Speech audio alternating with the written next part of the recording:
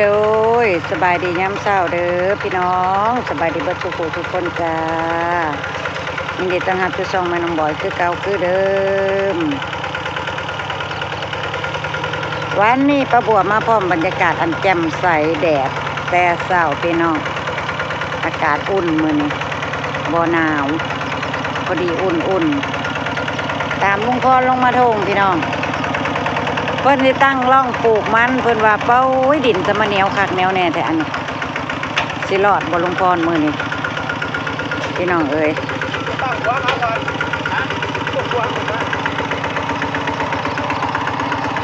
ลุงพรเราสิตั้งร่องปลูกมันม่วงเรา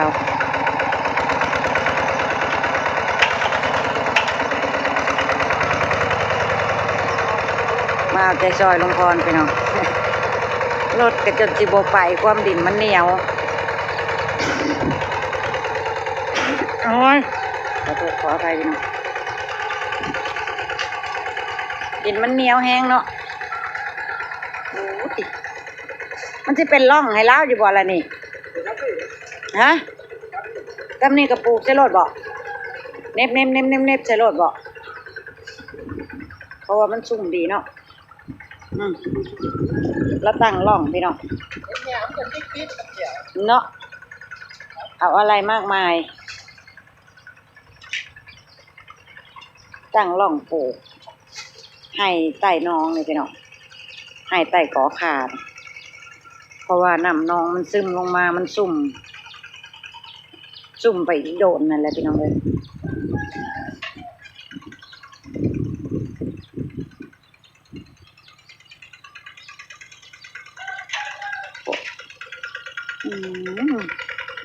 ได้จักล่องละ1 2 3 4เขาก็ได้หาหล่องให้นี่ประมาณ10 ล่องถ้าปลูกมันก็ได้หลายเติบได้นี่น้องพี่น้องถ้าปลูกมันสับปะรังก็ได้ป้าบัวอยากปรับใหม่อยู่ปรับให้หน้าใหม่อยู่ดินมันเหนียวกระดอแล้วโอ้ยมันจะเป็นร่องให้ลุงพรบ่ได้พี่น้องเลย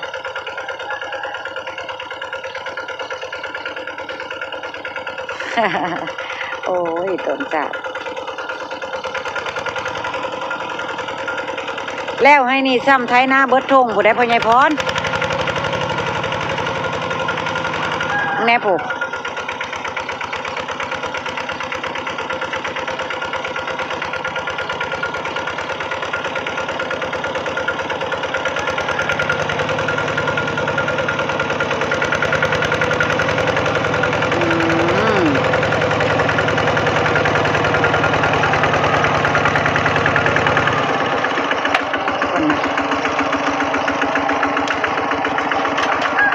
แล้วให้นี่ซ้ำเจ้าไทยหน้าเบิดทง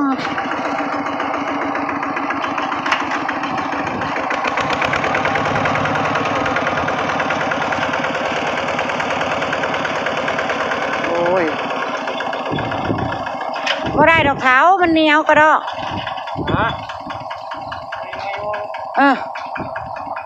ก็เมื่อยตัวเบิ่งผู้ดินนะดินรถมุนตะลุยซ้ำนี่ก็โอ้ยมันบ่แม่นหน่อยๆเด้นี่บัดยามเจ้าสิปั๊บให้หน้าผู้อีกก็บ่แม่นธรรมดาอีกพอเปิดเลยฮะสวัสดีพี่น้องน้ำตับปลูกซ้ำนี่ก็จะลองปลูกเบิ่งกันนะหาร่องอะไรนี่นะนั่นแหละปลูกเนาะพี่น้อง5 ร่อง6 ร่องเลยนะ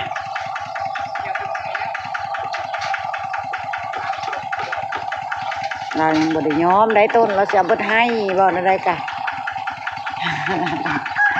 เอาแม่เปลี่ยนแห้งแล้วแม่หลานชายมาซอยอีกแล้วน้องบิ๊กน้องบอยนี่คือจะเบิดชิดเลยเฮ็ดบ่ได้เลยนี่นะ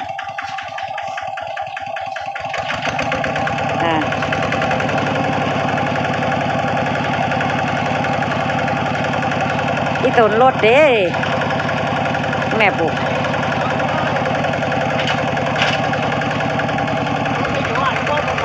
มึง แน่ผูก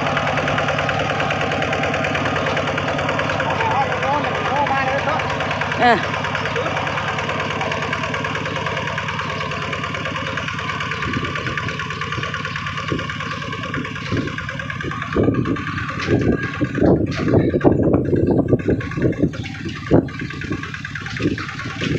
เอามันงามนะเสียงงามเสีย เออมันงาม จะมันเหลืองคู่นะ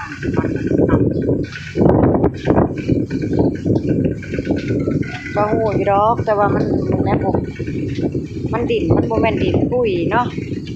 มันดินทรายผสมดินเหนียว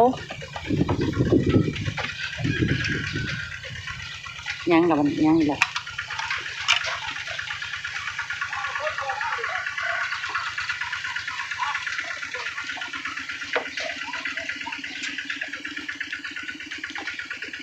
ปล่อยให้เราเห็ดเราคิดจะเห็ดยังค่ะเราเห็ดโอเคเนาะคุณพ่อเราหมักปลูกหมักฟัง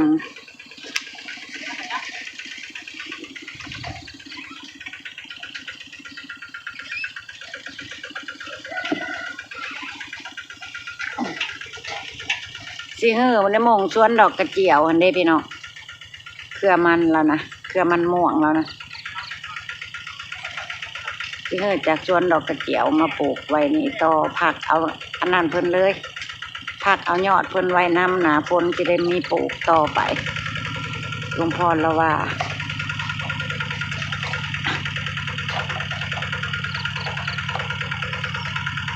มันเหนียว มันบ่อยากไปมันบ่อยากเป็นฮอดล่องให้ซ้ำแล้ว ดินมันเหนียวให้เนาะพี่น้องตามสภาพนั่นแล้วแต่มันงามได้ดังใจคิดมันก็บ่ได้แล้ว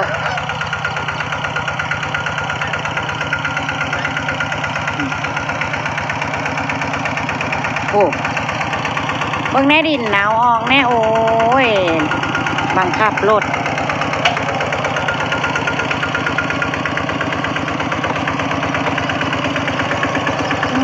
อากาศมื้อนี้แจ่มใสดีแท้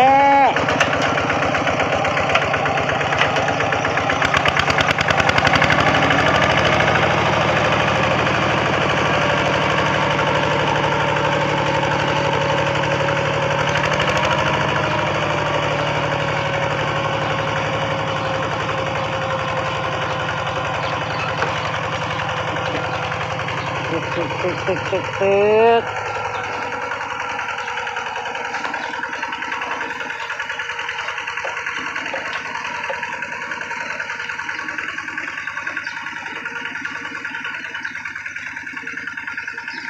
น้ำก็ยังมีอยู่น้ำเพราะว่าน้ำเพิ่นซึมจากหนองลงมา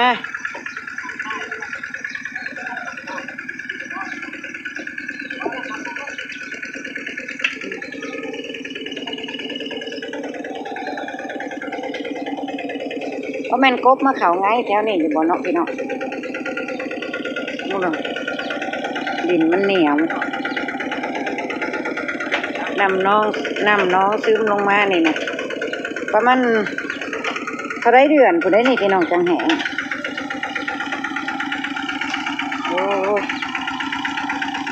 ปลูกอีหยังใส่ดีแล้วนอกจากมันนี่แต่ว่าถ้าปลูกแนวโฮดน้ำกับน้ำบ่พอแน่นอนที่โฮดนะ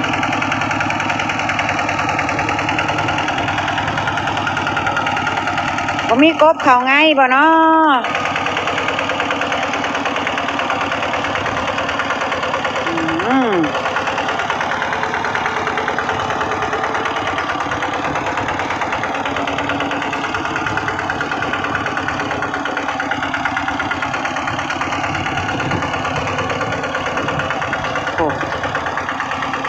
แต่ลมดีขนาดแดดแต่ลมดีขนาดวี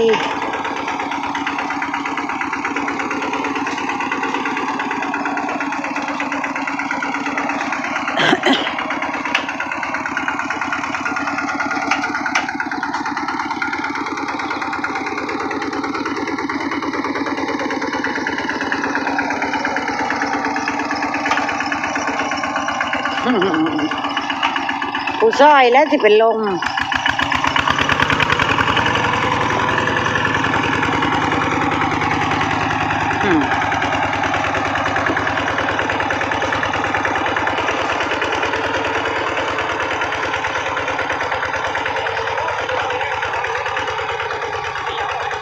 มันเหนียว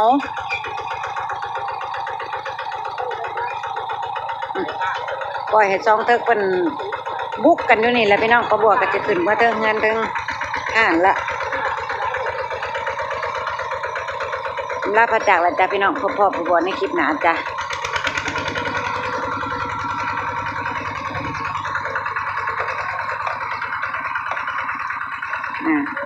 เราเฮ็ดต่อไปแล้วพี่น้องขอบคุณทุกกำลังใจขอบคุณทุกการติดตามขอบคุณที่บอกคำโฆษณาประบวกเด้อพี่น้องเด้อไปละจ้าพ่อประบวกในคลิปหนาจ้าสบายดี